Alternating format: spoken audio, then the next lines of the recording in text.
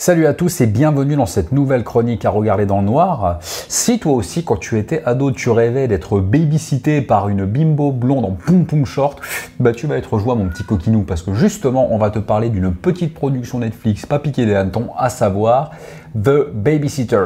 Donc comme vient de le dire notre cher Franck, le film est une production Netflix qui est sortie en 2017 sur la plateforme et qui est réalisée par MCG. Alors MCG, c'est qui?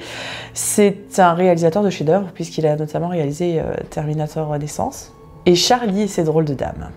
Au casting, on retrouve Samara Weaving qu'on a vu dernièrement dans Wedding Nightmare, Mayhem, qui est disponible d'ailleurs sur la plateforme Shadows. Rien à voir avec le groupe. Et Guns Akimbo, que l'on retrouve sur la plateforme Prime Video. On retrouve également Bella Thorne, que l'on a vu dans I Still See You et dernièrement dans Amityville The Awakening. Donc un casting quand même assez habitué aux films de genre.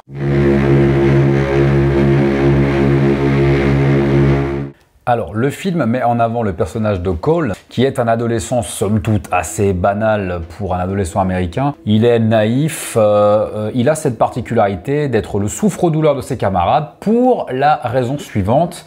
Il est le dernier adolescent de sa classe, voire de son école, à avoir une babysitter. En la personne de Bee, une jeune femme assez séduisante, qui est la seule à ne pas considérer Cole comme un loser et qui a une relation quand même plutôt amical avec lui. Elle le considère plutôt comme un petit frère en fait.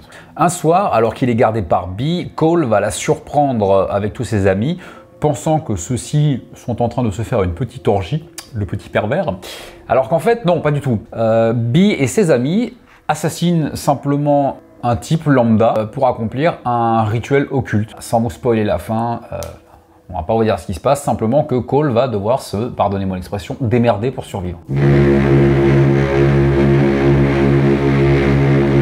The Babysitter est une sorte de Maman j'ai raté l'avion de l'horreur et c'est clairement un hommage au film de genre Home Invasion. D'ailleurs, on va pas se mentir, MCG le fait quand même relativement bien, il arrive à s'approprier les codes qui sont, parce que c'est quand même un genre qui est très codifié et ça marche plutôt pas mal. Alors il faut comprendre que, vous l'avez peut-être compris justement, en regardant nos précédentes vidéos sur le thème d'Halloween, qu'on est face à une comédie d'horreur. Vous avez sûrement compris que c'était un peu le fil conducteur. Avec tout ce que ça implique, à savoir du fun, du gore, des personnages un peu stéréotypés, voilà, on a tout le cahier des charges. Et celui-ci fonctionne plutôt bien. Parce que les personnages sont, en tout cas le personnage de Cole et de Bee sont assez attachants, donc ils sont quand même relativement bien écrits. Et puis donc comme on vous le disait avant, donc les personnages sont très stéréotypés, sont très clichés.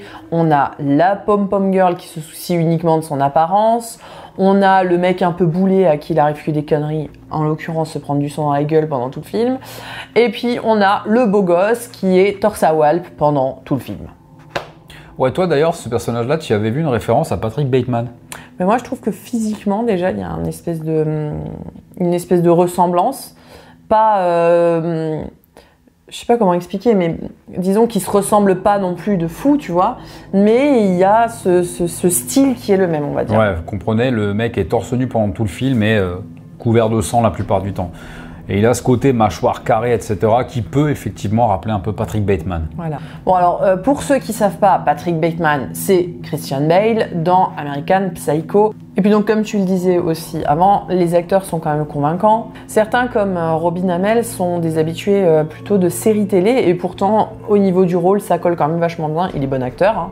C'est pas parce qu'il est toujours torse nu que je le dis, hein. Mais vraiment, il est bon dans son rôle.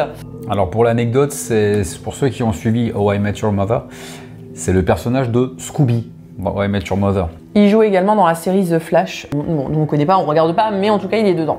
Et donc, comme on l'a dit au début de la vidéo, Samara Weaving et Bella Thorne sont des actrices spécialisées dans le cinéma de genre principalement. Alors encore une fois, comme dans pas mal de films finalement qu'on chronique, c'est un film qui est assez référentiel, enfin du coup qui fait pas mal de références à la pop culture, certaines assez évidentes. Vous le comprendrez facilement en regardant le film. On a des références à Star Trek, à Terminator, à Alien, au Predator, etc.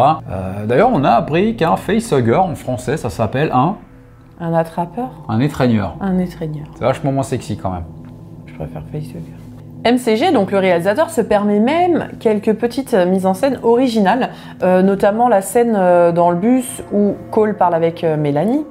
En fait, il parle, c'est filmé totalement normalement, d'une manière totalement classique, sauf que les personnages qui sont en arrière-plan, eux, sont filmés au ralenti, en fait.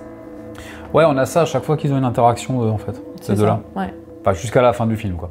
Et il y a une autre scène aussi un petit peu originale, entre guillemets, hein, c'est pas non plus des trucs de, voilà, de fou, mais en fait, quand Bee arrive chez Cole pour le garder, la scène, en fait, est filmée à la première personne, en fait, du point de vue de Cole. Et ça donne un petit truc sympa, en fait, dans cette scène, qui est quand même très banale. Ouais. Après, techniquement, il n'y a rien, vraiment, d'un point de vue purement technique, il n'y a pas grand-chose à soulever. Je veux dire, il n'y a rien de particulier à dire sur la photo. C'est somme toute assez classique pour ce genre de film. Mais sur quelque chose d'assez coloré, assez contrasté. C'est un film d'horreur, il faut bien que le sang ressorte à l'image. Le film souffre d'aucune longueur, je trouve. Non, il n'y a pas de longueur, tout s'enchaîne assez rapidement. Il n'y a pas vraiment de temps mort. Pourtant, au début, le film prend quand même le temps de... On va dire de planter les personnages, on va dire. Vraiment, d'introduire les personnages. L'exposition des personnages est quand même assez longue au début. Bon, c'est pas non plus abusé, mais il prend son temps, effectivement. Bon, après, c'est principalement le personnage de Cole et de ses parents qui sont introduits. Les autres personnages sont somme toute assez secondaires. Le personnage qui a le plus d'importance après, c'est Bee. Elle n'est pas trop introduite, elle n'est pas introduite de manière très précise, mais putain. Veuillez nous excuser pour cette interruption fortuite de nos programmes totalement indépendants de notre volonté, dû au fait qu'on est des gros boulets, qu'en fait on a oublié de recharger nos panneaux lumineux. Youtubeur en carton. Donc du coup, on reprend juste vite fait. Tu disais donc que le personnage de Bee était le deuxième plus important. Ouais, qu'elle n'était pas forcément trop introduite, enfin qu'elle n'était pas développée au début du film de manière très précise, mais qu'après, j'ai pas trouvé ça gênant dans le sens où si on en savait plus, ça casserait le truc. Ouais, ça fonctionnerait moins. Alors il faut savoir aussi, on l'a pas dit jusqu'à présent, mais c'est important quand même, que le film, suite à son succès, a eu droit à sa suite, qui est sortie au mois de septembre là sur Netflix. Alors, qu'on va peut-être chroniquer. Je sais pas trop si on va le chroniquer, on va peut-être le chroniquer. J'avais commencé un petit peu à le regarder, je dois avouer que je suis pas trop fan de ce deuxième opus. Il faut avoir, franchement avoir. En tout cas, celui-ci vaut le coup. Le premier, franchement. Le premier, il faut. Franchement, regardez-le parce que vous allez passer un bon moment. Bon, vous l'avez compris, comme dans tous les films qu'on vous présente pour ce mois d'Halloween, on n'est pas face à un chef-d'œuvre, clairement. On est encore une fois face à un film à regarder entre potes avec sa bière, sa pizza, pour passer un bon moment, pour se bidonner, et voilà. N'hésitez pas encore une fois, comme d'habitude, nous dire ce que vous en avez pensé en commentaire, parce qu'encore une fois, ça nous intéresse. N'oubliez pas de vous abonner à la chaîne, d'activer la petite cloche pour être au courant des nouvelles vidéos, de liker, de partager. N'oubliez pas de nous suivre également sur les réseaux sociaux, Instagram, Facebook et Twitter, c'est la même, vous avez tout en barre d'infos. En attendant, faites de beaux rêves. Et si vous faites des cauchemars, n'oubliez pas, c'est que du cinéma.